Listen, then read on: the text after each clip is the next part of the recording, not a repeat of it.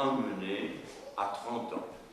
Donc actuellement, la règle en France est que sont visibles tous les documents ayant plus de 30 ans d'âge, c'est-à-dire 31 ans, c'est-à-dire que sont actuellement visibles les documents de 1964, n'est-ce pas, ce qui fait les 31 ans achevés.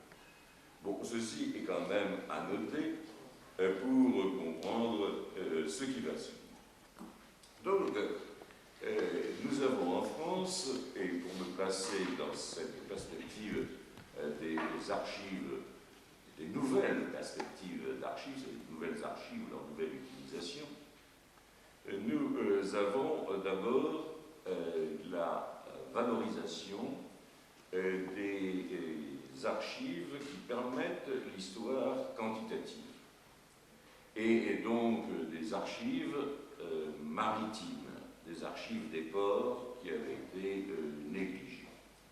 Or, il se trouve que dans tous les ports français, comme il s'est passé d'ailleurs dans les ports européens, deux éléments sont intervenus presque concomitants pour faire que ces archives portuaires soient riches et continues.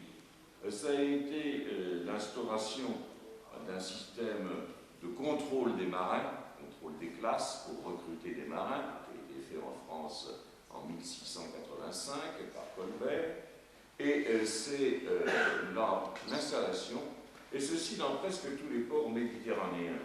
J'élargis ici un peu mon propos, on va peut-être y revenir. L'organisation de services de santé maritime, parce que la grande terreur était la transmission des maladies. On a vécu dans la hantise de la peste, notamment, qui a été la grande maladie. Donc, à la fin du XVIIe siècle, en France d'ailleurs un peu plus tôt, dans d'autres pays plus tard, en Espagne, ça n'a été qu'à la fin du XVIIIe, n'est-ce pas, au milieu du XVIIIe, à Livourne, ça a été que après la peste de Marseille, en 1722. Enfin, dans tous les ports européens, et surtout en France, on a instauré un service de santé maritime par lequel devaient passer tous les navires arrivant de l'extérieur. Et tous ces navires, on les signalait, on contrôlait leur itinéraire pour être sûr qu'ils n'avaient pas touché à un lieu infecté. On contrôlait aussi même les contacts qu'ils avaient eus avec des bateaux en mer, n'est-ce pas, qui eux auraient pu être des bateaux. Ce qui fait que nous avons les statistiques complètes de la navigation des ports depuis 1685 en gros jusqu'à la disparition de ces services sanitaires à la fin du XIXe siècle. Il est inutile de vous dire qu'il y a là, évidemment, une source essentielle, puisque nous avons pu ainsi faire pour Tétouan le relevé de tous les navires qui étaient rentrés en France venant de Tétouan, comme on peut le faire, et comme on devrait le faire, et comme on le fera pour d'autres ports européens. Vous voyez la lenteur du travail qui consiste à relever toutes ces cargaisons, n'est-ce pas? Je l'ai entrepris pour Livourne, je suis en train de l'entreprendre pour Cadiz. Mon ami Martin Corrales, que certains d'entre vous connaissent, le fait pour Barcelone. Bref, vous le voyez, il y a là un chantier extrêmement intéressant. Peut-être pourrais-je rappeler qu'il existe, je n'aborderai pas beaucoup ce sujet, qu'il existe un peu l'équivalent, d'un point de vue fiscal, dans la CUNACH, les registres, les CUNACH des Umana, qui sont aux archives royales, en série assez discontinue, fragmentaire, mais qui mériterait exploitation. Et je crois que c'est M. Gélis qui avait montré un morceau de CUNACH qu'il avait retrouvé sur le souk de Tétouan. Donc ici, vous le voyez, c'est la nécessité de l'histoire qui a amené finalement à aller voir des sources auxquelles on ne pensait pas. Et puis, il y a eu un deuxième élément, dont la famille a légué les archives aux Archives nationales de Paris, dans le fond des affaires privées, et ce Duguay a joué un grand rôle dans le financement d'une série d'entreprises, et notamment dans la région du Nord, dans la région de Tanger. Il était un de ceux qui faisait partie d'un comité français de Tanger pour canaliser intérêts français sur la région. Tout récemment, sont entrés ainsi aux archives des éléments de la compagnie Paquet. Vous savez quoi le rôle de la compagnie Paquet avec le Maroc, puisque ça a été la première compagnie à vapeur française qui a été créée dans les années 60 et qui a assumé l'essentiel du trafic. Mais plus que cela, puisque Paquet était l'homme d'affaires, l'homme de confiance du sultan. Le sultan lui commandait ce qui était nécessaire à son palais. Le sultan faisait même fructifier de l'argent par Paquet, le père de Nicolas Paquet, qui avait des liens étroits avec Hassan Ier. Et il y a dans cette correspondance de Paquet, cette correspondance personnelle, des choses extrêmement intéressantes au point de vue historique et même amusantes, puisqu'on voit ainsi que régulièrement le sultan Hassan Ier faisait venir des Canaries, des cages et des oiseaux, car il adorait le chant des Canaries, et on a donc régulièrement des achats de Canaries pour le sultan. Anecdote évidemment, mais qui montre l'intérêt, l'intimité de ces archives, et que ces archives ne sont pas extérieures au pays, mais issues même, n'est-ce pas, des commandes de la vie du palais et du Marseille. Parmi ces fonds ainsi déposés, 2 ou 3 méritent quelques minutes. Le premier, évidemment, Seigneur tout honneur, c'est le fonds Lyautey. Le maréchal Lyautey avait conservé de façon extrêmement minutieuse, avec un ordre parfait, toutes ces archives qui ont miraculeusement survécu à la destruction du château de Toré ou aux dévastations du château de Toré. Et ces archives de Lyautey, qui étaient restées dans la famille, ont été versées en 1975 aux archives nationales. Elles ont été ouvertes très lentement, parce que c'était un fonds à reclasser, et qu'on ne voulait pas, évidemment, trop tôt mettre en circulation avec cette règle des 50 ans. Lyautey est mort en 1934, donc 75 c'était un petit peu tôt, et donc ce n'est qu'à partir de 85-86, il y a moins de 10 ans, que ces archives ont été ouvertes. Et par leur richesse, elles sont extrêmement loin d'avoir été évidemment exploitées. Et elles offrent un fonds considérable sur toute l'histoire du Maroc avant le protectorat, puisque ce sont les archives complètes, y compris de la période oranaise de Lyautey. Et c'est dans ce fonds que, vous voyez, quand on fait des découvertes, c'est dans ce fonds que je découvre personnellement ce qui avait échappé, mais ça, ce n'est pas mon mérite, ce qui avait échappé aux historiens, puisque le fonds n'était pas ouvert, un testament, vous le savez, de Lyautey. Lyautey était un personnage très très différent de ce que l'on imagine, une très grande sensibilité, une très grande instabilité, l'humeur passant de l'exaltation à la dépression, ayant un grand nombre de problèmes très complexes, alors qu'on l'a évidemment statifié dans tous les sens du terme. Et en 1909, il y a une crise, une dépression complexe, et il veut se suicider. Rédige son testament, et finalement ne se suicide pas, mais nous avons là le testament, et qui est la preuve, petit document d'histoire là aussi, mais qui est la marque, si vous voulez, d'une humanité différente de celle que l'on pouvait imaginer jusque-là.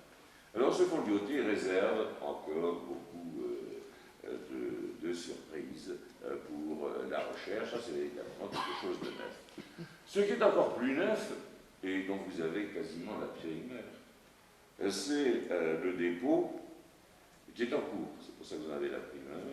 C'est un personnage totalement ignoré de l'histoire marocaine, et un personnage qui a été peut-être plus important que Lyautey, ou du moins l'historien à qui la famille avait remis ces documents, qui les a remis lui-même aux archives nationales, le pense, et c'est un nom que tout le monde ignore. Il s'appelait de Sorbier de Pugnadores.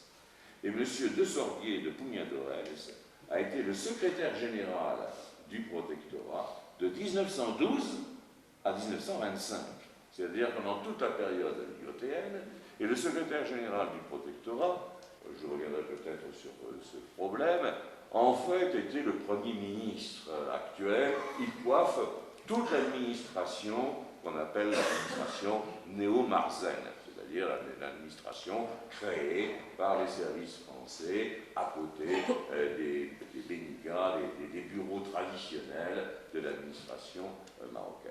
Alors ce Sorbier de Pugnadores avait autorité sur presque tout, et surtout, et c'est ça, si vous voulez, le grand fait, on s'aperçoit que Lyautey avait mauvaise santé à la fin de sa vie, et que finalement il passait plus de temps à Paris qu'il ne le passait à Rabat, et donnait délégation de signature à Sorbier de Pugnadores. Donc beaucoup d'haïr, beaucoup de décisions, d'arrêtés viziriels que l'on met au crédit ou au débit de Lyautey sont en réalité issus de Sorbier de Pugnadores, n'est-ce pas, qui a joué ainsi le rôle d'une sorte de vice-résident général, et la personne qui remet ses archives est en train de terminer un livre que j'espère pouvoir publier, où il va alors peut-être un petit peu loin. On dit Monsieur de Sorbier de Pugnadores, véritable résident du Maroc. Vous voyez donc combien l'histoire se transforme, car rien que ces deux découvertes, celle de ce testament qui montre la fragilité, qui montre quand même l'inquiétude d'un homme que l'on voit autrement, celle du rôle à côté de lui, de cette ombre, de cet homme qui restait dans l'ombre, qu'aucun historien ne connaît. Monsieur Rivet, qui est un des meilleurs connaisseurs de Lyautey, que vous connaissez tous l'œuvre, n'est-ce pas, ne cite pas une fois le nom de Sorbier de Pugnadores dans ses travaux, parce que c'était l'homme de l'ombre. Et voilà comment, évidemment, l'histoire se renouvelle et son importance. Voilà donc ce que je crois devoir signaler pour ces fonds nouveaux d'État dans des archives parisiennes. Viennent ensuite donc ce que j'appellerais les dépôts marocains en France.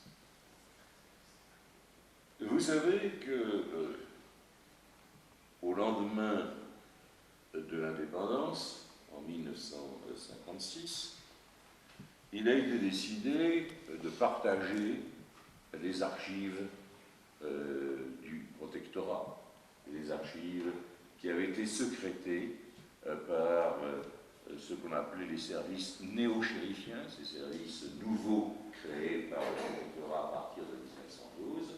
Et donc, on a fait rapidement un tri en disant archives dites de souveraineté, c'est-à-dire celles qui représentent l'État, les décisions politiques, et qui sont des archives qui iront en France, puisqu'il y avait délégation de souveraineté, et archives de gestion, les archives qui servent à gérer le quotidien, qui, elles, resteront au Maroc.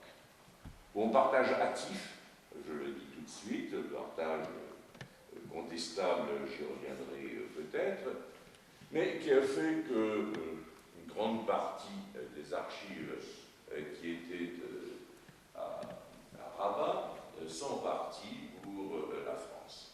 Disons en gros, c'est du très gros, je verrai dans le détail si vous voulez, en gros, un peu plus des 2 tiers sont partis, un petit tiers est resté. Ce fonds d'archives a été entreposé dans les caves des archives des affaires étrangères. Et ces archives y ont dormi d'un sommeil fort paisible et que personne n'a troublé, car il y avait vraiment impossibilité de consultation pendant quelques 35-33 ans. Ce qui fait que pendant tout ce temps-là, on a été privé de ce fonds. Or, à l'époque, on vivait sur la règle des 50 ans.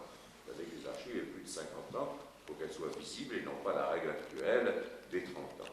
Ce qui fait que ces archives déménagées en 1956 avec la règle des 50 ans, on avait pu voir que le fonds remontant en 1906, c'est-à-dire avant même le protectorat, c'est-à-dire que ce fonds était pratiquement un fonds fermé, et qu'il est resté pendant 30 et quelques années un fonds fermé dans les caves du Quai d'Orsay.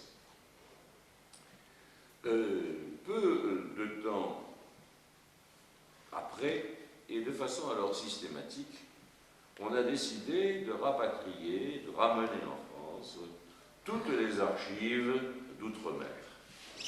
Les archives qui étaient restées, ce qui était différent, à Tanger, qui ont été renvoyées à leur tour. Donc là, il faut faire la distinction entre ces deux flots. Et puis les archives des autres pays.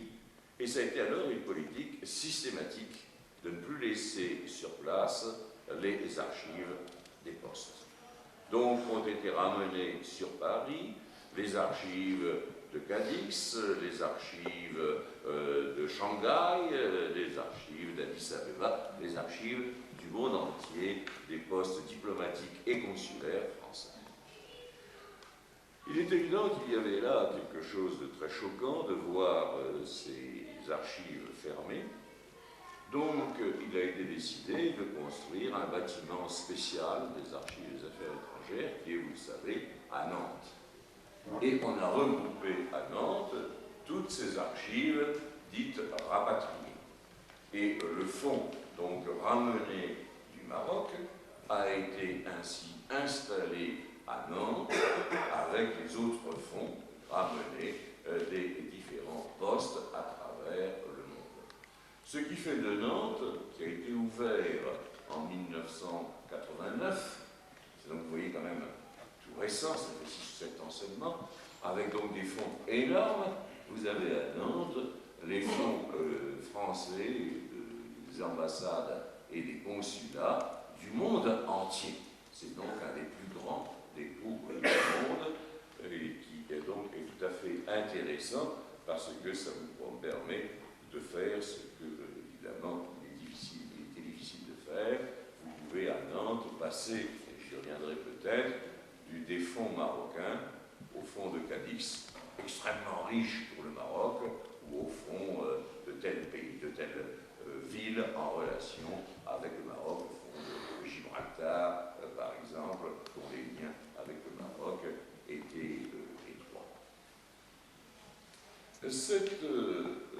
Ces archives diplomatiques de Nantes constituent donc désormais un fonds irremplaçable dans lequel, pour le Maroc, se trouvent non seulement des archives ramenées de Rabat, n'est-ce pas, des archives qui étaient autrefois aux archives générales, à la Bibliothèque générale de Rabat, mais également les archives des différents postes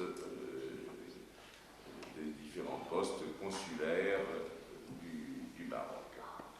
C'est un fonds sur lequel je reviendrai si cela vous intéresse, mais qui est évidemment d'une très très grande richesse.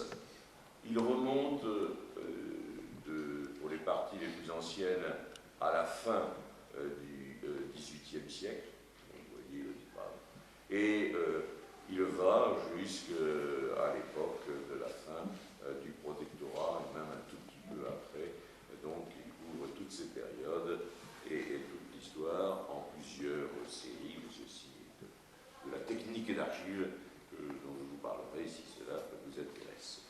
Il y a donc là un premier élément de ces sources qui est évidemment essentiel. Une partie, toutefois, de façon peu explicable, n'est pas allée à ce dépôt de Nantes, mais est allée à un dépôt ancien qui existe depuis très longtemps et qui est celui du service historique de l'armée de terre. Donc, vers le service historique de l'armée de terre sont allées des pièces dont on ne sait pas trop comment elles ont pris ce chemin de Vincennes plutôt que le chemin de Nantes. Un troisième dépôt nouveau avait été créé en France au moment de la décolonisation. C'est un dépôt que certains d'entre vous connaissent, qui a été fixé à Aix-en-Provence. C'est le dépôt des archives d'outre-mer d'Aix-en-Provence, qui d'ailleurs, c'est de la petite histoire personnelle, explique que j'ai choisi Aix-en-Provence en quittant Rabat pour poursuivre ma carrière, car j'étais sur ce fonds ramené tout neuf. C'est le fonds donc rapatrié en quelque sorte de toutes les colonies françaises. Colonies et non pas protectorat qui dépendaient des affaires étrangères. Ce qui explique que le fonds de Rabat soit allé à Paris puis à Nantes, mais vous avez tout le fonds des colonies et même de certains départements, puisque vous avez tout le fonds de l'Algérie. Et c'est ici que je veux évidemment attirer votre attention sur la richesse qu'il y a pour l'histoire du Maroc de ce fonds de l'Algérie, qui évidemment était mitoyen et à partir duquel se faisait toute une série d'enquêtes.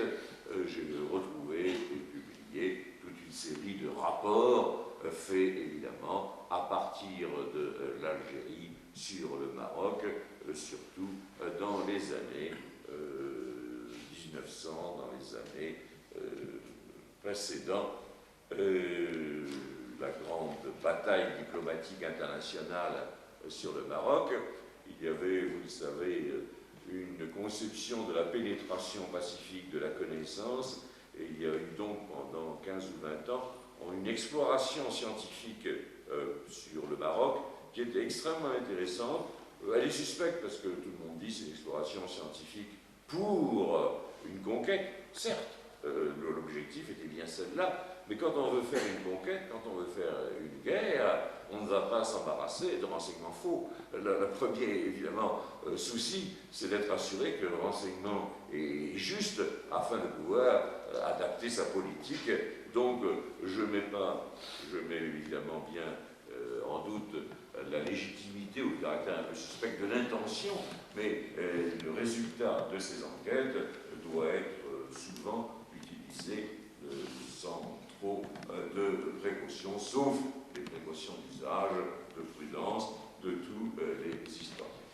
Voilà donc ces fonds pour nouvellement installés, donc fonds de Nantes, fonds de Vincennes et fonds des archives d'outre-mer à Aix en Provence.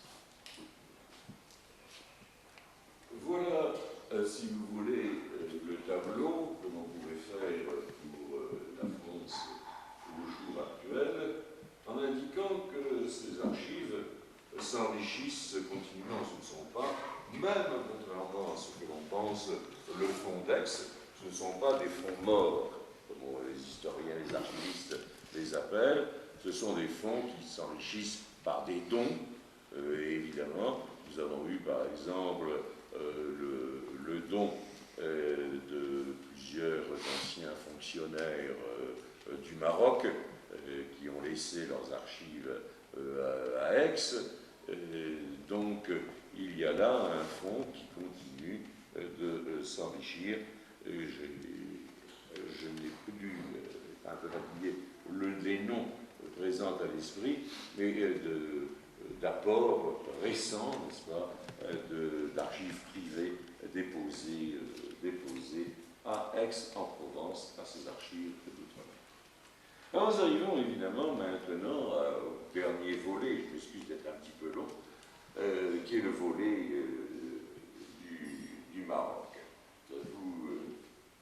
Il se trouve donc une partie de ces archives, dites archives de gestion, et non pas archives de souveraineté, sont restées à Rabat. Ce dépôt de Rabat a été fort maltraité, il faut bien le dire, c'est-à-dire de deux ou trois façons. D'abord, il a été maltraité parce qu'il a souvent déménagé. Il n'y a rien de tel, évidemment, pour abîmer un dépôt que de déménager. Lorsque une série se continue mais arrive en bout de travée, on met le reste, bien, parfois, sur la travée libre, qui parfois est à plusieurs dizaines ou centaines de mètres. Il a subi X, je crois, j'en ai compté 5 ou 6 déménagements, entraînant chaque fois des bouleversements. Tout, et ce n'est pas innocent, il faut bien dire les choses, tous les catalogues ont disparu. Donc on est devant un océan de documents qui sont mélangés et non répertoriés. Et tout a été entassé. Enfin, il faut bien dire, une petite partie, ou une partie, suivant qu'on est optimiste ou pessimiste, petite ou grande, a été pillée, parce qu'il était plus simple pour un chercheur, dans l'absence totale d'organisation, n'est-ce pas, d'emporter le dossier, de l'étudier tranquillement et d'oublier de le ramener. Ce qui fait que se sont créées des lacunes extrêmement graves dans des séries continues. Cette situation a perduré, puisque l'organisation que j'ai esquissée de ces archives françaises était forcément rapide, mais vous voyez que tout s'est mis en place au dépôt d'Aix, Paris, etc. Tout ça fonctionne véritablement, en gros, depuis une petite décennie, tandis que la situation à Rabat n'a fait que se dégrader, jusqu'au jour, évidemment, où l'émotion a saisi à la fois certains chercheurs, parce qu'il y avait aussi, il faut bien le dire, et peut-être certains d'entre vous l'ont éprouvé, il y avait une absence totale de législation et de règles de consultation. Donc la consultation était permise un peu suivant, oui, à l'un ou à l'autre, suivant le gré des conservateurs. Ce qui fait que les chercheurs se sont plaints qu'il n'y ait pas étudié ces discriminations, ces privilégiés et ceux qui ne l'étaient pas. Donc on a décidé de mettre de l'ordre dans une maison où régnait, je cherche le mot parce que le mot désordre est beaucoup trop faible pour définir ce qu'était cet empilement de liasses mélangées, parfois ouvertes, crevées, dispersées en lambeaux. Vraiment, une situation pour l'historien, pour nous, intellectuels et chercheurs, était un crève-cœur. Donc, il a été décidé de mettre fin à cette situation et d'y mettre fin par le meilleur des moyens, c'est-à-dire en créant un service spécialisé de ces archives de l'ancien protectorat français. Donc ces archives allant d'un peu avant 1912, car la résidence avait demandé la communication de pièces pour éclairer sa politique, donc des pièces un peu antérieures, allant parfois un peu après 56, parce que certaines pièces ont eu l'habitude de continuer à venir là, en gros allant des années 1910 aux années 60, un demi-siècle d'archives sont désormais sauvegardées. Donc elles sont non seulement sauvegardées, mais elles vont être exploitables de façon rationnelle. Donc sauvegarder, ça veut dire, évidemment, ça voulait dire, et ça c'est la première mesure évidemment désagréable, la fermeture ou l'essai de fermeture, c'est difficile d'aller contre les vieilles habitudes, l'essai de fermeture totale du dépôt. Parce que certains d'entre vous ont peut-être essayé d'y aller, ou sont allés, et vous savez qu'il n'y avait pas de salle de lecture, on travaillait quasiment dans le dépôt. Donc on a créé, et ça c'est assez remarquable, toute l'infrastructure nécessaire, c'est-à-dire une salle de lecture, 4 salles spéciales pour les traitements des archives et la mise en ordre de 2 niveaux de dépôt qui représentent actuellement à peu près 2 km d'archives. 2 km sur 2 km et demi initiaux, ou 2 km, un peu plus, il y a à peu près 500-600 mètres qui ont dû